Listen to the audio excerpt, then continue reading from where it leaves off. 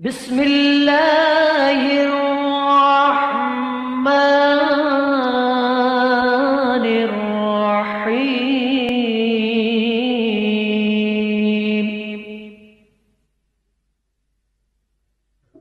سامعین، ہمیں خوشی ہے کہ آپ نے ٹی وی اور عذاب قبر، قیامت کب آئے گی، مرنے کے بعد کیا ہوگا، دوزخ کے حالات، 6 گنہگار عورتیں، 6 گنہگار مرد اور مرنے سے پہلے موت کی تیاری کے کیسٹس کو بے حد سراہا۔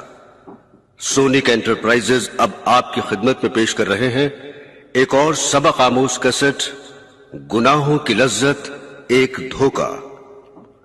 عزیزان گرامی، بزرگوں اور دوستوں، حضرت ابو ہریرہ رضی اللہ تعالی عنہ سے روایت ہے کہ حضور کریم صلی اللہ علیہ وسلم نے ارشاد فرمایا کہ دوزخ پر خواہشات نفسانی کا پردہ پڑا ہوا ہے اور جنت پر ان چیزوں کا پردہ پڑا ہوا ہے جن کو انسان دنیا کے اندر مشکل اور پرمشقت محسوس کرتا ہے اور ناپسندیدہ سمجھتا ہے۔ اس دنیا کو اللہ تعالیٰ نے امتحان اور آزمائش کا گھر بنایا ہے۔ اس آزمائش کا تقاضا یہ ہے کہ انسان اپنی عقل اور سمجھ استعمال کر کے اس امتحان میں کامیابی حاصل کرے۔ اگر دوزخ سامنے کر دی جاتی کہ دیکھو یہ دوزخ ہے اور اس میں آگ بھڑک رہی ہے اور اس عذاب کا مشاہدہ ہو جاتا، اور دوسری طرف جنت سامنے کر دی جاتی کہ اس جنت کی نعمتیں اور اس کے پرکیف مناظر سامنے ہوتے، اور پھر انسان سے کہا جاتا کہ تم ان دونوں مقامات میں سے ایک مقام کو اپنے لیے اختیار کر لو اور اس کے راستے پر چل پڑو، پھر تو یہ امتحان نہ ہوتا۔ یہ امتحان اس طرح رکھا کہ اللہ تعالیٰ نے جنت بھی پیدا فرمائی اور جہنم بھی پیدا فرمائی، لیکن جہنم پر نفسانی خواہشات کا پردہ ڈال دیا، اور وہ نفسانی خواہشات انسان کو جہنم کی طرف لے جانا چاہتی ہیں۔ مثلا دل چاہتا ہے کہ فلاں کام کر لوں، حالانکہ وہ کام دوزخ میں لے جانے والا ہے، اور دوسری طرف جنت پر مکروہات کا پردہ ڈال دیا اور ایسی چیزوں کو پردہ ڈال دیا جن کو انسان کا نفس برا سمجھتا ہے۔ مثلا یہ کہ صبح سویرے اٹھو، اپنی نیند کو چھوڑو، مسجد کی طرف جاؤ، نماز فجر ادا کرو، ذکر کرو، گناہوں کو چھوڑو۔ اب انسان کا نفس ان باتوں کو بظاہر برا سمجھتا ہے، لیکن جنت کو ان کے پیچھے چھپا دیا گیا ہے اور اس پر ان کا پردہ ڈال دیا ہے۔ دوستو، جتنی چیزیں نفسانی شہوات سے متعلق ہیں، اگر انسان ان کے پیچھے اس طرح چل پڑے کہ جو جی میں آئے کر گزرے اور یہ نہ دیکھے کہ یہ کام حلال ہے یا حرام، جائز ہے یا ناجائز، تو اس صورت میں یہ راستہ سیدھا جہنم کی طرف لے جائے گا۔ مثلا انسان کا دل کھیل تماشوں کی طرف بہت مائل ہوتا ہے۔ پہلے زمانے میں تو کھیل تماشوں کے لیے باقاعدہ جگہ مقرر ہوتی تھی، وہاں جانا پڑتا تھا، ٹکٹ خریدنا پڑتا تھا، لیکن اب تو گھر گھر میں کھیل تماشے ہو رہے ہیں۔ یہ سب شہوتیں ہیں اور نفسانی خواہشات ہیں جن کو پورا کرنے کے لیے انسان پیسے خرچ کر رہا ہے، اور پیسے خرچ کر کے بازار جا کر دوڑ دھوپ کر کے محنت اور مشقت برداشت کر کے کھیل تماشوں کا سامان خرید رہا ہے۔ گویا اپنے گھر کے اندر، اپنے ڈرائنگ روم میں، اپنے بیڈ روم میں اور اپنے بچوں کے لیے دوزخ کے انگارے خرید کر لا رہا ہے۔ جنت کا سامان کرنے کے بجائے جہنم کا سامان کر رہا ہے۔ یہ سب کچھ اس لیے کر رہا ہے کہ خواہشات کا پردہ پڑا ہوا ہے۔ اگر یہ پردہ اٹھ جائے اور حقیقت شناس نگاہ پیدا ہو جائے تو اس وقت معلوم ہوگا کہ میں یہ سارے کام جو کر رہا ہوں در حقیقت جہنم میں لے جانے والے کام ہیں۔ دوسری طرف جنت کے اوپر مکروہات اور ناپسندیدہ چیزوں کا پردہ پڑا ہوا ہے۔ انسان کا نفس یہ نہیں چاہتا کہ عبادات اور اطاعت کی طرف چلے، اللہ تعالیٰ کے حکموں کو مانے، لیکن یہی راستہ جنت کی طرف لے جانے والا ہے۔ جو آدمی ایک مرتبہ ہمت کر کے شہوات کے راستے سے اپنے آپ کو بچا لے اور اس راستے پر چل پڑے جو بظاہر پرمشقت نظر آ رہا ہے، تو وہ انسان سیدھا جنت میں چلا جائے گا۔ اس حدیث سے حضور اقدس صلی اللہ علیہ وسلم اس طرف توجہ دلا رہے ہیں کہ کبھی خواہشات نفس کے دھوکے میں مت پڑو، اس لیے کہ یہ خواہشات نفس ایسی چیز ہے جس کی کوئی انتہا نہیں، اور دنیا کے اندر کوئی انسان ایسا نہیں ہے جو یہ کہے کہ میں جو کچھ خواہش کرتا ہوں وہ پوری ہو جاتی ہے۔ دنیا میں کوئی انسان چاہے وہ بڑے سے بڑا سرمایہ دار ہو، بڑے سے بڑا بادشاہ ہو، بڑے سے بڑا صاحب اقتدار ہو، وہ یہ نہیں کہہ سکتا کہ جو کچھ دنیا میں ہو رہا ہے وہ میری مرضی کے مطابق ہو رہا ہے۔ اس کو بھی تکلیف اور صدمہ پہنچتا ہے۔ یہ دنیا مستقل راحت کی جگہ نہیں ہے، اس لیے اس دنیا میں تکلیف تو پہنچتی ہی ہے۔ اب تمہاری مرضی ہے کہ چاہو تو زبردستی اپنے نفس کو تکلیف پہنچا لو، یا اللہ کو راضی کرنے کے لیے اپنے نفس کو تکلیف پہنچاؤ اور یہ ارادہ کر لو کہ چونکہ اللہ تعالیٰ نے مجھے اس کام سے منع کیا ہے اس لیے میں اپنے نفس کو اس کام سے باز رکھوں گا۔ پہلا راستہ جہنم کی طرف لے جانے والا ہے اور دوسرا راستہ جنت کی طرف لے جانے والا ہے۔ لہٰذا یہ عادت جو پڑ گئی ہے کہ جو خواہش بھی پیدا ہو وہ ضرور پوری ہو جائے، اور اس خواہش کے پورا نہ ہونے کی صورت میں وہ غمگین اور پریشان ہو رہا ہے، یہ عادت ختم کرو، اس لیے کہ یہ عادت جہنم کی طرف لے جانے والی ہے۔ دوستو، ہمارا اور آپ کا نفس یعنی وہ قوت جو انسان کو کسی کام کے کرنے کی طرف ابھارتی ہے، وہ نفس دنیاوی لذتوں کا عادی بنا ہوا ہے۔ لہذا جس کام میں اس کو ظاہری لذت اور مزہ آتا ہے اس کی طرف یہ دوڑتا ہے۔ یہ اس کی جبلت اور خصلت ہے کہ ایسے کاموں کی طرف انسان کو مائل کرے۔ یہ انسان سے کہتا ہے کہ یہ کام کر لو تو مزہ آ جائے گا، یہ کام کر لو تو لذت حاصل ہو جائے گی۔ لہذا یہ نفس انسان کے دل میں خواہشات کے تقاضے پیدا کرتا رہتا ہے۔ اب اگر انسان اپنے نفس کو بے لگام اور بے مہار چھوڑ دے اور جو بھی لذت کے حصول کا تقاضا پیدا ہو اس پر عمل کرتا جائے اور نفس کی ہر بات مانتا جائے، تو اس کے نتیجے میں پھر وہ انسان نہیں رہتا بلکہ جانور بن جاتا ہے۔ نفسانی خواہشات کا اصول یہ ہے کہ اگر ان کی پیروی کرتے جاؤ گے اور ان کے پیچھے چلتے جاؤ گے اور اس کی باتیں مانتے جاؤ گے تو پھر کسی حد پر جا کر قرار نہیں آئے گا۔ انسان کا نفس کبھی یہ نہیں کہے گا کہ اب ساری خواہشات پوری ہو گئیں، اب مجھے کچھ نہیں چاہیے، یہ کبھی زندگی بھر نہیں ہوگا، اس لیے کہ کسی انسان کی ساری خواہشات اس کی زندگی میں پوری نہیں ہو سکتی اور اس کے ذریعے کبھی قرار اور سکون نصیب نہیں ہوگا، کیونکہ یہ قاعدہ ہے کہ اگر کوئی شخص یہ چاہے کہ میں نفس کے ہر تقاضے پر عمل کرتا جاؤں اور ہر خواہش پوری کرتا جاؤں تو کبھی اس شخص کو قرار نہیں آئے گا۔ کیوں؟ اس لیے کہ اس نفس کی خاصیت یہ ہے کہ لطف اٹھانے کے بعد اور ایک مرتبہ لذت حاصل کر لینے کے بعد یہ فوراً دوسری لذت کی طرف بڑھتا ہے۔ لہٰذا اگر تم چاہتے ہو کہ نفسانی خواہشات کے پیچھے چل چل کر سکون حاصل کر لیں تو ساری عمر کبھی سکون نہیں ملے گا، تجربہ کر کے دیکھ لو۔ دوستو، آج جن کو ترقی یافتہ اقوام کہا جاتا ہے انہوں نے یہی کہا ہے کہ انسان کی پرائیویٹ زندگی میں کوئی دخل اندازی نہ کرو، جس کی مرضی میں جو کچھ آ رہا ہے وہ اس کو کرنے دو، اور جس شخص کو جس کام میں مزہ آ رہا ہے وہ اسے کرنے دو، نہ اس کا ہاتھ روکو، نہ اس پر کوئی پابندی لگاؤ اور اس کے راستے میں کوئی رکاوٹ کھڑی نہ کرو۔ چنانچہ آپ دیکھ لیں کہ آج انسان کو لطف حاصل کرنے اور مزہ حاصل کرنے میں کوئی رکاوٹ نہیں، نہ قانون کی رکاوٹ، نہ مذہب کی رکاوٹ، نہ اخلاق کی رکاوٹ، نہ معاشرے کی رکاوٹ ہے، کوئی پابندی نہیں ہے، اور ہر شخص وہ کام کر رہا ہے جو اس کی مرضی میں آ رہا ہے۔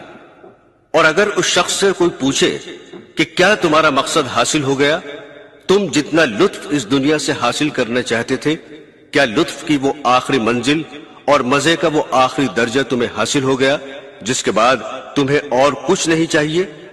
کوئی شخص بھی اس سوال کا ہاں میں جواب نہیں دے گا، بلکہ ہر شخص یہی کہے گا کہ مجھے اور مل جائے، مجھے اور مل جائے، آگے بڑھتا جاؤں، اس لیے کہ ایک خواہش دوسری خواہش کو ابھارتی رہتی ہے۔ عزیزان گرامی، مغربی معاشرے میں ایک مرد اور ایک عورت آپس میں ایک دوسرے سے جنسی لذت حاصل کرنا چاہیں تو ایک سرے سے دوسرے سرے تک چلے جاؤ، کوئی رکاوٹ نہیں، کوئی ہاتھ پکڑنے والا نہیں۔ حد یہ ہے کہ نبی کریم صلی اللہ علیہ وسلم نے جو ارشاد فرمایا تھا وہ آنکھوں نے دیکھ لیا۔ آپ نے فرمایا تھا کہ ایک زمانہ ایسا آئے گا کہ زنا اس قدر عام ہو جائے گا کہ دنیا میں سب سے نیک شخص وہ ہوگا کہ دو آدمی ایک سڑک کے چوراہے پر بدکاری کا ارتکاب کر رہے ہوں گے، وہ شخص آ کر ان سے کہے گا کہ اس درخت کی اوٹ میں کر لو۔ وہ ان کو اس کام سے منع نہیں کرے گا کہ یہ کام برا ہے، بلکہ وہ یہ کہے گا کہ یہاں سب کے سامنے کرنے کی بجائے اس درخت کی اوٹ میں جا کر کر لو۔ وہ کہنے والا شخص سب سے نیک آدمی ہوگا۔ آج وہ زمانہ تقریباً آ چکا ہے۔ آج کھلم کھلا بغیر کسی رکاوٹ اور پردے کے یہ کام ہو رہا ہے۔ لہذا اگر کوئی شخص اپنے جنسی جذبات کو تسکین دینے کے لیے حرام طریقہ اختیار کرنا چاہے تو اس کے لیے دروازے چوپٹ کھلے ہوئے ہیں، لیکن اس کے باوجود زنا بالجبر کے واقعات جتنے امریکہ میں ہوتے ہیں دنیا میں اور کہیں نہیں ہوتے، حالانکہ رضامندی کے ساتھ یہ کام کرنے کے لیے کوئی رکاوٹ نہیں۔ جو آدمی جس طرح چاہے اپنے جذبات کو تسکین دے سکتا ہے۔ وجہ اس کی یہ ہے کہ رضامندی کے ساتھ زنا کر کے دیکھ لیا، اس میں جو مزہ تھا وہ حاصل کر لیا، لیکن اس کے بعد اس میں بھی قرار نہ آیا تو اب باقاعدہ یہ جذبہ پیدا ہوا کہ یہ کام زبردستی کرو، تاکہ زبردستی کرنے کا جو مزہ ہے وہ بھی حاصل ہو جائے۔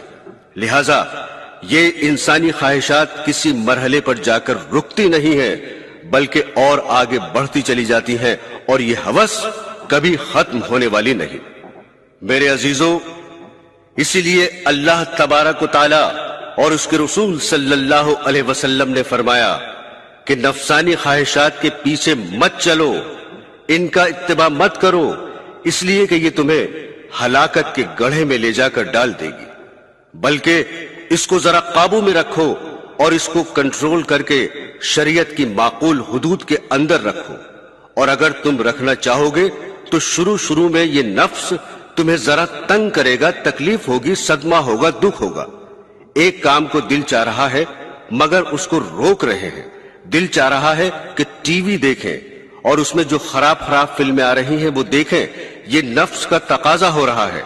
اب جو آدمی اس کا عادی ہے اس سے کہو کہ اس کو مت دیکھ اور اس نفسانی تقاضے پر عمل نہ کر، تو اگر وہ نہیں دیکھے گا اور آنکھ کو اس سے روکے گا تو شروع میں اس کو دقت ہوگی اور مشقت ہوگی، برا لگے گا، اس لیے کہ وہ دیکھنے کا عادی ہے، اس کو دیکھے بغیر چین نہیں آتا، لطف نہیں آتا۔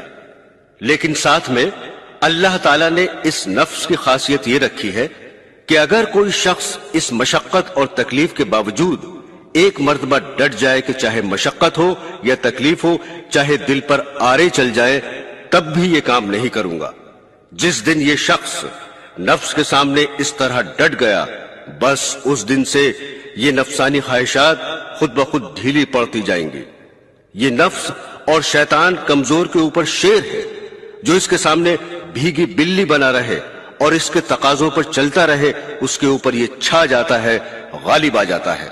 اور جو شخص ایک مرتبہ پختہ ارادہ کر کے اس کے سامنے ڈٹ گیا کہ میں یہ کام نہیں کروں گا، چاہے کتنا تقاضا ہو، چاہے دل پر آرے چل جائیں، تو پھر یہ نفس ڈھیلا پڑ جاتا ہے، اور اس کام کے نہ کرنے پر پہلے دن جتنی تکلیف ہوئی تھی دوسرے دن اس سے کم ہوگی، اور تیسرے دن اس سے کم، اور ہوتے ہوتے وہ تکلیف ایک دن بالکل رفع ہو جائے گی اور نفس اس کا عادی بن جائے گا۔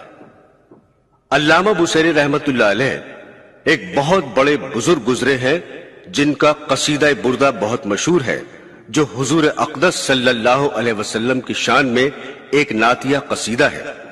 اس میں انہوں نے ایک عجیب و غریب حکیمانہ شعر کہا ہے، جس کا مفہوم یہ ہے کہ یہ انسان کا نفس ایک چھوٹے بچے کی طرح ہے جو ماں کا دودھ پیتا ہے اور پھر وہ بچہ دودھ پینے کا عادی بن گیا۔ اب اگر اس سے دودھ چھڑانے کی کوشش کرو تو وہ بچہ کیا کرے گا؟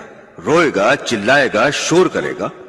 اب اگر ماں باپ یہ سوچے کہ دودھ چھڑانے سے بچے کو بڑی تکلیف ہو رہی ہے، چلو چھوڑو، اسے دودھ پینے دو اور وہ بچہ دودھ پیتا رہے، تو علامہ بوصیری رحمت اللہ علیہ فرماتے ہیں کہ اگر بچے کو اس طرح دودھ پینے کی حالت میں چھوڑ دیا تو نتیجہ یہ ہوگا کہ وہ جوان ہو جائے گا اور اس سے دودھ نہیں چھوٹ پائے گا، اس لیے کہ تم اس کی تکلیف، اس کی فریاد اور اس کی چیخ و پکار سے ڈر گئے، جس کا نتیجہ یہ نکلا کہ اس سے دودھ نہیں چھڑا سکے۔ اب اگر اس کے سامنے روٹی لاتے ہیں تو وہ کہتا ہے میں تو نہیں کھاؤں گا، میں تو دودھ ہی پیوں گا۔ لیکن دنیا میں کوئی ماں باپ ایسے نہیں ہوں گے جو یہ کہیں گے کہ چونکہ بچے کو دودھ چھڑانے سے تکلیف ہو رہی ہے اس لیے دودھ نہیں چھڑاتے۔ ماں باپ جانتے ہیں کہ بچہ دودھ چھڑانے سے روئے گا، چلائے گا، رات کو نیند نہیں آئے گی، خود بھی جاگے گا، ہمیں بھی جگائے گا، لیکن پھر بھی دودھ چھڑاتے ہیں، اس لیے کہ وہ جانتے ہیں کہ بچے کی بھلائی اسی میں ہے۔ اگر آج اس کا دودھ نہ چھڑایا گیا تو یہ ساری عمر کبھی روٹی کھانے کے لائق نہیں ہوگا۔ علامہ بوصیری رحمت اللہ علیہ فرماتے ہیں کہ یہ انسان کا نفس بھی بچے کی مانند ہے، اس کے منہ کو گناہ لگے ہوئے ہیں، گناہوں کا ذائقہ اور اس کی چاٹ لگی ہوئی ہے۔ اگر تم نے اس کو ایسے ہی چھوڑ دیا کہ چلو کرنے دو، گناہ چھڑانے سے تکلیف ہوگی، نظر غلط جگہ پر پڑتی ہے اور اس کو ہٹانے میں بڑی تکلیف ہوتی ہے، زبان کو جھوٹ بولنے کی عادت پڑ گئی، اگر جھوٹ بولنا چھوڑ دیں گے تو بڑی تکلیف ہوگی، اور اس زبان کو مجلسوں کے اندر بیٹھ کر غیبت کرنے کی عادت پڑ گئی، اگر اس کو روکیں گے تو بڑی دقت ہوگی۔ نفس ان باتوں کا عادی بن گیا ہے، رشوت لینے کا عادی بن گیا ہے، اللہ بچائے سود کھانے کی عادت پڑ گئی اور بہت سے گناہوں کی عادت پڑ گئی، اور اب ان عادتوں کو چھڑانے سے نفس کو تکلیف ہو رہی ہے۔ اگر نفس کی اس تکلیف سے گھبرا کر اور ڈر کر بیٹھ گئے تو اس کا نتیجہ یہ ہوگا کہ ساری عمر نہ کبھی گناہ چھوٹیں گے اور نہ قرار ملے گا۔ دوستو، یاد رکھو، اللہ تعالیٰ کی نافرمانی میں قرار اور سکون نہیں ہے۔ ساری دنیا کے اسباب و وسائل جمع کر لیے لیکن اس کے باوجود سکون نصیب نہیں، چین نہیں ملتا۔ میں نے آپ کو ابھی مغربی معاشرے کی مثال دی تھی کہ وہاں پیسے کی ریل پیل، تعلیم کا معیار بلند، لذت حاصل کرنے کے سارے دروازے چوپٹ کھلے ہوئے کہ جس طرح چاہو لذت حاصل کر لو، لیکن اس کے باوجود یہ حال ہے کہ خواب آور گولیاں کھا کھا کر اس کی مدد سے سو رہے ہیں۔ کیوں؟ دل میں سکون و قرار نہیں۔ سکون کیوں نہیں ملا؟ اس لیے کہ گناہوں میں سکون کہاں تلاش کرتے پھر رہے ہو۔ یاد رکھو، ان گناہوں اور نافرمانیوں اور معصیتوں میں سکون نہیں، سکون تو صرف ایک چیز میں ہے اور وہ ہے اللہ کی یاد میں اطمینان اور سکون ہے۔ اس واسطے یہ سمجھنا دھوکہ ہے کہ نافرمانیاں کرتے جائیں گے اور سکون ملتا جائے گا۔ یاد رکھو، زندگی بھر نہیں ملے گا، اس دنیا سے تڑپ تڑپ کر جاؤ گے، اگر نافرمانیوں کو نہ چھوڑا تو سکون کی منزل حاصل نہ ہوگی۔ سکون اللہ تعالیٰ ان لوگوں کو دیتے ہیں جن کے دل میں اس کی محبت ہو، جن کے دل میں اس کی یاد ہو، جن کا دل اس کے ذکر سے آباد ہو۔ ان کے سکون اور اطمینان کو دیکھو کہ ظاہری طور پر پریشان حال بھی ہیں، فقر و فاقے بھی گزر رہے ہیں، لیکن دل کو سکون اور قرار کی نعمت میسر ہے۔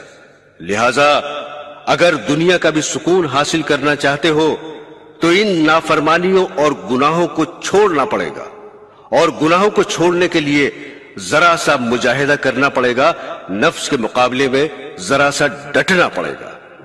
اور ساتھ ہی اللہ تعالیٰ نے یہ وعدہ بھی فرما لیا کہ جو لوگ ہمارے راستے میں یہ مجاہدہ اور محنت کرتے ہیں کہ ماحول کا، معاشرے کا، نفس کا، شیطان کا اور خواہشات کا تقاضا چھوڑ کر وہ ہمارے حکم پر چلنا چاہتے ہیں تو ہم کیا کرتے ہیں؟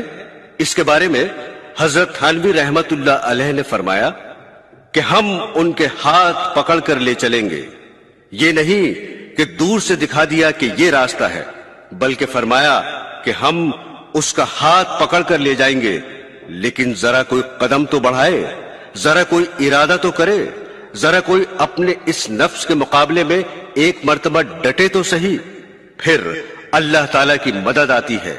یہ اللہ تعالیٰ کا وعدہ ہے جو کبھی جھوٹا نہیں ہو سکتا۔ لہذا مجاہدہ اسی کا نام ہے کہ ایک مرتبہ آدمی ڈٹ کر ارادہ کر لے کہ یہ کام نہیں کروں گا، دل پر آرے چل جائیں گے، خواہشات پامال ہو جائیں گی، دل و دماغ پر قیامت گزر جائے گی، لیکن یہ گناہ کا کام نہیں کروں گا۔ جس دن نفس کے سامنے ڈٹ گیا، اللہ تعالیٰ فرماتے ہیں کہ اس دن سے ہمارا محبوب ہو گیا، اب ہم خود اس کا ہاتھ پکڑ کر اپنے راستے پر لے جائیں گے۔ اس لیے اصلاح کے راستے میں سب سے پہلا قدم مجاہدہ ہے، اس کا عزم کرنا ہوگا۔ ایک مشہور شعر ہے، آرزوئیں خون ہوں یا حسرتیں پامال ہوں، اب تو اس دل کو بنانا ہے تیرے قابل مجھے۔ دوستو، ماں کو دیکھیے کہ اس کی کیا حالت ہوتی ہے کہ سخت سردی کا عالم ہے اور کڑکڑاتے جاڑے کی رات ہے، لحاف میں لیٹی ہوئی ہے اور بچہ پاس پڑا ہے۔ اس حالت میں اس بچے نے پیشاب کر دیا۔ اب نفس کا تقاضا تو یہ ہے کہ یہ گرم گرم بستر چھوڑ کر کہاں جاؤں، یہ تو جاڑے کا موسم ہے، گرم گرم بستر چھوڑ کر جانا تو بڑا مشکل کام ہے۔ لیکن ماں یہ سوچتی ہے کہ اگر میں نہ گئی تو بچہ گیلا پڑا رہے گا، اس کے کپڑے گیلے ہیں، اس طرح گیلا پڑا رہے گا تو کہیں اس کو بخار نہ ہو جائے، اس کی طبیعت خراب نہ ہو جائے۔ وہ بیچاری اپنے نفس کا تقاضا چھوڑ کر سخت کڑاکے کے جاڑے میں باہر جا کر ٹھنڈے پانی سے اس کے کپڑے دھو رہی ہے اور اس کے کپڑے بدل رہی ہے۔ یہ کوئی معمولی مشقت ہے، معمولی تکلیف ہے، لیکن ماں یہ تکلیف برداشت کر رہی ہے۔ کیوں؟ آخر کیوں؟ اس لیے کہ اپنے بچے کی فلاح اور اس کی صحت ماں کے پیش نظر ہے، اس لیے وہ اس سخت جاڑے میں اپنے نفس کے تقاضے کو پامال کر کے یہ سارے کام کر رہی ہے۔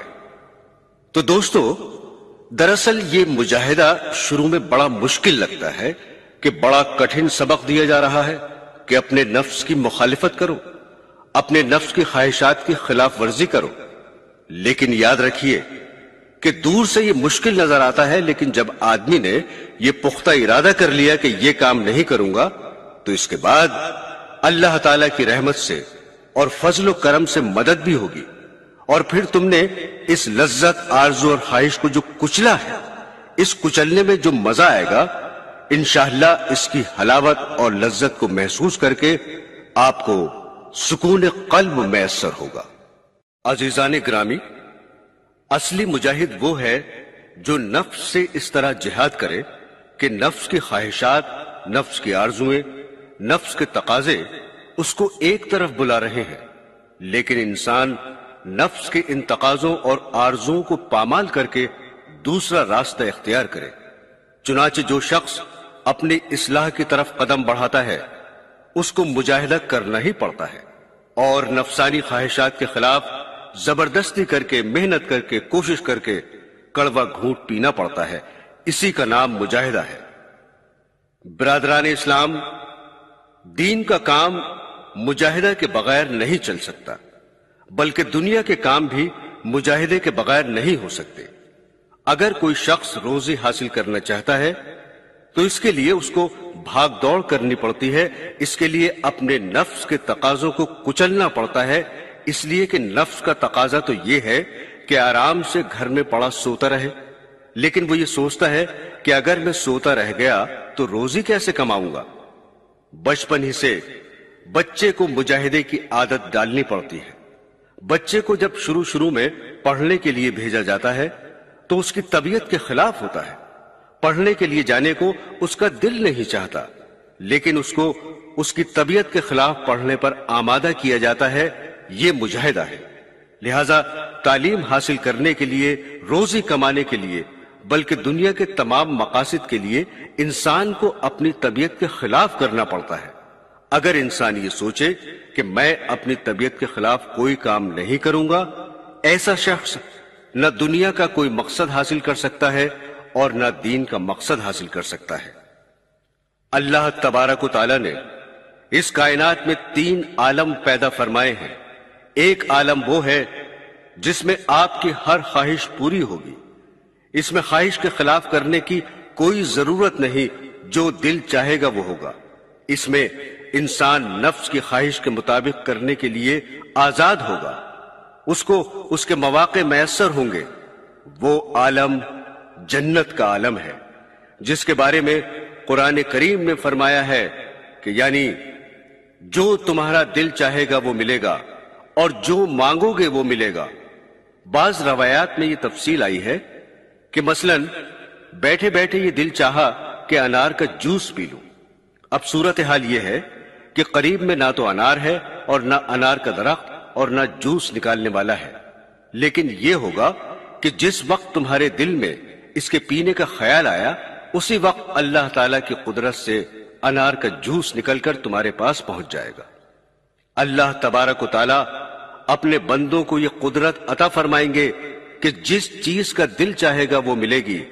وہاں پر تمہیں کسی خواہش کو کچلنے کی ضرورت نہیں ہوگی، کسی تقاضے کو دبانے کی ضرورت نہیں ہوگی، کسی خواہش کے خلاف کرنے کی ضرورت نہیں ہوگی، کسی مجاہدے کی ضرورت نہیں ہوگی. یہ عالم جنت ہے. اللہ تعالی ہم سب کو اپنی رحمت سے وہ عالم عطا فرمائے، آمین. دوسرا عالم اس کے بالکل برعکس ہے. وہاں ہر کام طبیعت کے خلاف ہوگا، ہر کام دکھ دینے والا ہوگا، ہر کام غم میں مبتلا کرنے والا، ہر کام میں تکلیف اور مصیبت ہوگی، کوئی آرام، کوئی راحت اور کوئی خوشی نہیں ہوگی. وہ عالم دوزخ ہے. اللہ تعالی ہر مسلمان کو اس سے محفوظ رکھے، آمین. دوستو، تیسرا عالم وہ ہے جس میں طبیعت کے مطابق بھی کام ہوتے ہیں اور طبیعت کے خلاف بھی کام ہوتے ہیں. خوشی بھی حاصل ہوتی ہے، غم بھی آتا ہے، تکلیف بھی پہنچتی ہے، راحت بھی ملتی ہے. اس عالم میں کسی کی کوئی تکلیف خالص نہیں، کوئی راحت خالص نہیں. ہر راحت میں تکلیف کا کوئی کانٹا لگا ہوا ہے اور ہر تکلیف میں راحت کا پہلو بھی ہے. یہ عالم دنیا ہے. اس دنیا میں آپ بڑے سے بڑے سرمایہ دار، بڑے سے بڑے دولت مند، بڑے سے بڑے صاحب وسائل سے پوچھ لیجئے کہ تمہیں کبھی کوئی تکلیف پہنچی ہے یا نہیں، یا تم ساری عمر آرام اور اطمینان سے رہے. کوئی ایک فرد بھی ایسا نہیں ملے گا جو یہ کہہ دے کہ مجھے کبھی کوئی تکلیف نہیں پہنچی اور کوئی کام میری طبیعت کے خلاف نہیں ہوا. اس لیے کہ یہ عالم دنیا ہے، جنت نہیں ہے. یہاں راحت بھی پہنچے گی، تکلیف بھی پہنچے گی. یہ دنیا تو اسی کام کے لیے بنائی گئی ہے. کوئی شخص یہ چاہے کہ مجھے راحت ہی راحت ملے، کبھی تکلیف نہ ہو، تو ایسا کبھی زندگی بھر نہیں ہو سکتا. ایک شاعر نے کہا ہے کہ قید حیات بند و غم اصل میں دونوں ایک ہیں. موت سے پہلے آدمی غم سے نجات پائے کہ. لہٰذا یہ دنیا اللہ تبارک و تعالیٰ نے اسی کام کے لیے بنائی ہے کہ اس میں تمہارے دل کو راحتیں بھی ملیں گی اور اس کو توڑنے والے اسباب اور حالات پیدا ہوں گے. اس لیے جیتے جی مرتے دم تک غم سے نجات ممکن نہیں. اور تو اور انبیاء علیہ السلام جو اس کائنات میں اللہ تعالیٰ کو سب سے زیادہ محبوب ہوتے ہیں، ان کو بھی تکلیفیں پیش آئیں، بلکہ بسا اوقات عام لوگوں سے زیادہ پیش آئیں. ان کو بھی طبیعت کے خلاف واقعات پیش آئے. اس دنیا کے اندر کوئی انسان بھی ان سے بچ نہیں سکتا. اگر انسان کافر بن کر رہے تب بھی طبیعت کے خلاف ہوگا، اگر مومن بن کر رہے تب بھی طبیعت کے خلاف ہوگا، خدا کا انکار کرے تب بھی طبیعت کے خلاف ہوگا. لہذا جب اس دنیا میں طبیعت کے خلاف باتیں پیش آنی ہی ہیں تو پھر طبیعت کے خلاف کام کرنے کے دو طریقے ہیں. ایک طریقہ تو یہ ہے کہ طبیعت کے خلاف کام بھی کرو، صدمے بھی اٹھاؤ، تکلیفیں بھی برداشت کرو، لیکن ان تکلیفوں کے بدلے میں آخرت میں کوئی نتیجہ نہ نکلے، اس غم سے آخرت میں کوئی فائدہ نہ ہو، اللہ تعالیٰ اس سے راضی نہ ہو. دوسرا طریقہ یہ ہے کہ انسان اپنی طبیعت کے خلاف کام کرے، نفس کے تقاضے کو کچلے تاکہ آخرت سنور جائے اور اللہ تعالیٰ اس سے راضی ہو جائے. چنانچہ انبیاء علیہ السلام کی دعوت یہ ہے کہ اس دنیا میں طبیعت کے خلاف تو ہونا ہی ہے، تمہارا دل چاہے یا نہ چاہے، لیکن ایک مرتبہ عہد کر لو کہ طبیعت کے خلاف وہ کام کریں گے جس سے اللہ تعالیٰ راضی ہوگا. مثلا نماز کا وقت ہو گیا، مسجد سے پکار آ رہی ہے لیکن جانے کو دل نہیں چاہ رہا ہے اور سستی ہو رہی ہے، تو اب ایک راستہ یہ ہے کہ دل کے چاہنے پر عمل کر لیا اور بستر پر لیٹے رہے، اور اتنے میں دروازے پر دستک ہوئی. معلوم ہوا کہ دروازے پر ایک ایسا آدمی آ گیا ہے جس کے لیے نکلنا ضروری ہے. چنانچہ اس کی خاطر بستر چھوڑا اور باہر نکل گئے. نتیجہ یہ نکلا کہ طبیعت کے خلاف بھی ہوا، خواہش کے خلاف بھی ہوا اور آرام بھی نہیں ملا، تکلیف جو کہ تو رہی. لہذا آدمی یہ سوچے کہ تکلیف سے بچنا تو میرے قبضے اور قدرت میں نہیں ہے، اس لیے کیوں نہ میں اللہ کو راضی کرنے کے لیے تکلیف برداشت کر لوں، یہ سوچ کر اس وقت اٹھ کر نماز کے لیے چلا جائے۔ حضرات، انبیاء علیہ السلام کا یہی پیغام ہے کہ اپنے نفس کو طبیعت کے خلاف ایسے کام کرنے کی عادت ڈالو جو اللہ تعالیٰ کو راضی کرنے والے ہوں، اسی کا نام مجاہدہ ہے۔ جو صدمے اور جو تکلیفیں غیر اختیاری طور پر پہنچ رہی ہیں، بظاہر ان سے کوئی فائدہ حاصل نہیں ہو رہا ہے، لیکن اللہ تعالیٰ کا وعدہ ہے جو لوگ ہماری خاطر یہ مجاہدہ کریں گے، ہماری خاطر نفس کے خلاف کام کریں گے، تو ہم ضرور ان کا ہاتھ پکڑ کر اپنے راستے پر لے چلیں گے، اور وہ راستے پر تنہا نہیں ہوں گے، بلکہ جو شخص اس راستے پر چل رہا ہے وہ محسنین میں سے ہے، اور اللہ تبارک و تعالی محسنین کا ساتھی بن جاتا ہے۔ اللہ تبارک و تعالی کیسے ان کا ساتھی بن جاتا ہے؟ اس طرح کہ شروع میں نفس کی مخالفت میں بڑی دشواری معلوم ہو رہی تھی، طبیعت کے خلاف کرنا مشکل معلوم ہو رہا تھا، لیکن جب اللہ تعالیٰ کے بھروسے پر اللہ کو راضی کرنے کے لیے چل کھڑے ہوئے تو پھر وہی راستہ اس کے لیے آسان ہو جاتا ہے، اللہ تعالیٰ اس کے لیے آسان کر دیتے ہیں۔ ایک شخص کو نماز کی عادت نہیں ہے، نماز پڑھنا بھاری معلوم ہوتا ہے، 5 وقت کی نماز پڑھنا مشکل لگتا ہے، لیکن اس نے نفس کے اس تقاضے کے باوجود نماز پڑھنا شروع کر دی، یہاں تک کہ نماز کا عادی بن گیا۔ اب عادی بننے کے بعد اسی شخص کی یہ حالت ہو جاتی ہے کہ نماز پڑھنے میں کوئی مشقت ہی نہیں ہے، بلکہ اس سے اگر کوئی یہ کہے کہ 1000 روپے لے لو اور آج کی نماز چھوڑ دو، بتائیے کیا وہ شخص نماز چھوڑنے پر راضی ہوگا؟ ہرگز نہیں۔ جو شخص ایک مرتبہ نماز کا عادی بن گیا وہ کبھی ہزاروں روپے لے کر بھی ایک نماز چھوڑنے پر راضی نہیں ہوگا، اس لیے کہ جس کام کو پہلے وہ مشکل سمجھ رہا تھا، تھوڑے سے عرصے میں اللہ تبارک و تعالیٰ نے اس کو آسان کر دیا۔ دوستو، اصل مجاہدہ تو یہ ہے کہ انسان جو ناجائز اور شریعت کے خلاف کام کر رہا ہے ان سے اپنے آپ کو بچائے اور اپنے نفس پر زبردستی دباؤ ڈال کر ان سے باز رہے، لیکن چونکہ ہمارا نفس لذتوں کا، خواہشات کا اور راحتوں کا عادی ہو چکا ہے اور اتنا زیادہ عادی بنا ہوا ہے کہ اگر اس کو اللہ کے راستے کی طرف اور شریعت کی طرف موڑنا چاہو تو آسانی سے نہیں موڑتا، بلکہ دشواری پیدا ہوتی ہے۔ اس لیے اس نفس کو رام کرنے کے لیے اور اللہ کے بتائے ہوئے احکام کے تابع بنانے کے لیے اس کو بعض جائز کاموں سے روکنا پڑتا ہے، اس لیے کہ جب نفس کو جائز کاموں سے روکیں گے تو پھر اس کو لذتوں کو چھوڑنے کی عادت پڑے گی اور پھر اس کے لیے ناجائز امور سے بچنا بھی آسان ہو جائے گا۔ صوفیہ اکرام کی اصطلاح میں اس کو مجاہدہ کہا جاتا ہے۔ مثلا خوب پیٹ بھر کر کھانا کوئی گناہ کا کام نہیں، لیکن صوفیہ اکرام فرماتے ہیں کہ خوب پیٹ بھر کر مت کھاؤ، اس لیے کہ اس کے نتیجے میں یہ نفس غافل ہو جائے گا اور لذتوں کا خوگر ہو جائے گا، اس لیے نفس کو عادی بنانے کے لیے کھانے میں تھوڑی سی کمی کر دو، یہ بھی مجاہدہ ہے۔ چنانچہ صوفیہ اکرام کے یہاں 4 چیزوں کا مجاہدہ کرانا مشہور ہے: کم کھانا، کم بولنا، کم سونا اور لوگوں سے کم ملنا۔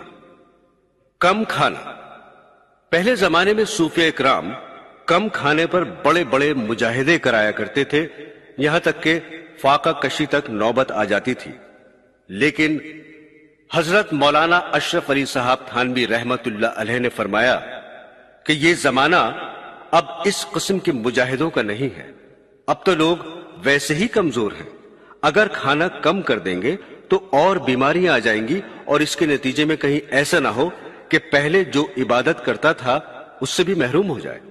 اس لیے فرمایا کہ آج کے دور میں انسان ایک بات کی پابندی کر لے تو پھر کم کھانے کا مقصد حاصل ہو جائے گا، وہ یہ کہ جب کھانا کھانے بیٹھو گے تو کھانا کھاتے وقت ایک مرحلہ ایسا آتا ہے کہ اس وقت دل میں یہ تردد پیدا ہوتا ہے کہ اب مزید کھاؤں یا نہ کھاؤں، کچھ اور کھاؤں یا نہ کھاؤں۔ بس جس وقت یہ تردد کا مرحلہ آئے اس وقت کھانا چھوڑ دو، اس سے کم کھانے کا منشا پورا ہو جائے گا۔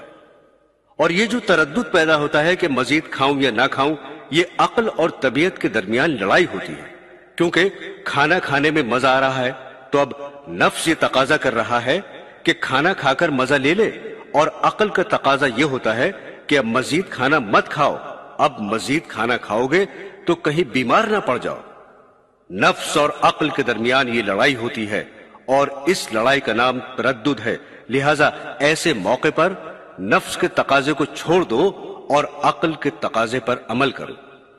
ایک ماہر ڈاکٹر کا مضمون نظر سے گزرا جس میں لکھا تھا کہ آج کل لوگ اپنے بدن کا وزن کم کرنے کے لیے طرح طرح کے نسخے استعمال کرتے ہیں۔ کسی نے روٹی چھوڑ دی، کسی نے دوپہر کا کھانا چھوڑ دیا۔ آج کل کی اصطلاح میں اس کو ڈائٹنگ کہتے ہیں۔ یورپ میں اس کا بہت رواج ہے۔ یہ چیز وہاں وبا کی طرح پھیلی ہوئی ہے۔ اس کا مقصد یہ ہوتا ہے کہ جسم کا وزن کم ہو جائے، اور خاص طور پر خواتین میں اس کا اتنا رواج ہے کہ گولیاں کھا کھا کر وزن کم کرنے کی کوشش کرتی ہیں، اور بعض اوقات اس میں مر بھی جاتی ہیں۔ اس کے بعد وہ ڈاکٹر لکھتا ہے کہ میرے نزدیک وزن کم کرنے کا سب سے بہترین طریقہ یہ ہے کہ آدمی نہ تو کسی وقت کا کھانا مستقل چھوڑے، نہ روٹی کم کرے، بلکہ ساری عمر اس کا معمول بنا لے کہ جتنی بھوک ہے اس سے تھوڑا سا کم کھا کر کھانا بند کر دے۔ اس کے بعد اس ڈاکٹر نے یہ بات لکھی کہ جس وقت کھانا کھاتے ہوئے یہ تردد ہو جائے کہ کھانا کھاؤں یا نہ کھاؤں، اس وقت کھانا چھوڑ دے۔ جو شخص اس پر عمل کرے گا اس کو کبھی بدن بڑھنے کی اور معدے کے خراب ہونے کی شکایت نہیں ہوگی، اور نہ اس کو ڈائٹنگ کرنے کی ضرورت پیش آئے گی۔ یہی بات حضرت مولانا اشرف علی صاحب تھانوی رحمت اللہ علیہ فرما گئے تھے۔ اب چاہو تو وزن کم کرنے کی خاطر اس پر عمل کر لو، چاہو تو اللہ کو راضی کرنے کی خاطر اس مشورے پر عمل کر لو، لیکن اگر نفس کے علاج کے طور پر اللہ تعالیٰ کو راضی کرنے کے لیے یہ عمل کرو گے تو اس کام میں اجر و ثواب بھی ملے گا اور وزن بھی کم ہو جائے گا، اور اگر صرف وزن کم کرنے کی خاطر کرو گے تو شاید وزن تو کم ہو جائے گا لیکن اجر و ثواب نہیں ملے گا۔ دوسری چیز ہے بات کم کرنا، یعنی صبح سے شام تک یہ ہماری زبان قینچی کی طرح چل رہی ہے اور اس پر کوئی روک ٹوک نہیں ہے، جو منہ میں آ رہا ہے انسان بول رہا ہے۔ یہ صورتحال غلط ہے، اس لیے جب تک انسان اس زبان کو لگام نہیں دے گا اور اس کو قابو نہیں کرے گا اس وقت تک یہ گناہ کرتی رہے گی۔ یاد رکھیے، حدیث شریف میں ہے کہ نبی کریم صلی اللہ علیہ وسلم نے فرمایا کہ انسان کو اوندھے منہ جہنم میں ڈالنے والی چیز اس کی زبان ہے، اس لیے کہ جب زبان کو آزاد چھوڑ رکھا ہے، اس پر روک ٹوک نہیں ہے، تو پھر وہ زبان جھوٹ میں مبتلا ہوگی، غیبت میں مبتلا ہوگی، دل آزاری میں مبتلا ہوگی، ان گناہوں کے سبب وہ جہنم میں جائے گی۔ اس لیے انسان کو بات کم کرنے کا مجاہدہ کرنا پڑتا ہے کہ بات کم کرے، زبان سے فضول بات نہ نکالے، ضرورت کے مطابق بات کرے اور بولنے سے پہلے یہ سوچے کہ یہ بات کرنا میرے لیے مناسب ہے یا نہیں، کہیں گناہ کی بات تو نہیں، اور بلا وجہ زبان چلانے سے بچے، اور پھر آہستہ آہستہ انسان کم بولنے کا عادی ہو جاتا ہے۔ پھر یہ ہوتا ہے کہ بولنے کو دل چاہ رہا ہے لیکن اس نے اپنی اس خواہش کو دبا دیا، تو اس کے نتیجے میں زبان پر قابو پیدا ہو جاتا ہے اور پھر وہ جھوٹ، غیبت اور اس طرح کے دوسرے گناہوں میں مبتلا نہیں ہوتا۔